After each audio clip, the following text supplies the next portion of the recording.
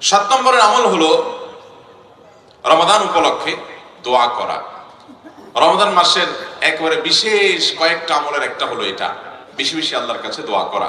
কারণ নবী করিম সাল্লাল্লাহু আলাইহি সাল্লাম বলেছেন, রোজাদার ব্যক্তির দোয়া আল্লাহ তাআলা ফিরিয়ে দেন না যতক্ষণ পর্যন্ত সে ইফতার না করে। তার মানে এই পুরো দিন ব্যাপী সে যদি রোজা রাখা অবস্থায় দোয়া করে, আল্লাহ সুবহানাহু ওয়া তাআলা সেটা কবুল করেন। এজন্য রোজা অবস্থায় আপনি কাজ করছেন, ডিউটি করছেন, মা বোনরা বাসা বাড়িতে গৃহস্থলী কাজ করছেন, রান্না বাড়া করছেন, আমরা কলকারখানাতে কাজ করছি, অথবা রাস্তাঘাটে হাঁটাচলা করছি, যে অবস্থায় আছি না কেন, আমরা রোজা অবস্থাতে আল্লাহ তাআলার কাছে দোয়া নিবেদন করব, দোয়া পেশ করব।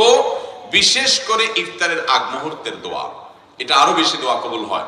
কারণ কোন কোন হাদিসে ইফতারের আগ মুহূর্তে দোয়া করার কথা বলা হয়েছে। এজন্য একজন রোজাদার গোটা রমজান মাস জুড়ে প্রতিদিন রোজা রেখে আল্লাহর কাছে তার মনের চাওয়াগুলো পেশ করবে। দোয়া করার জন্য সবসময় বসে দুই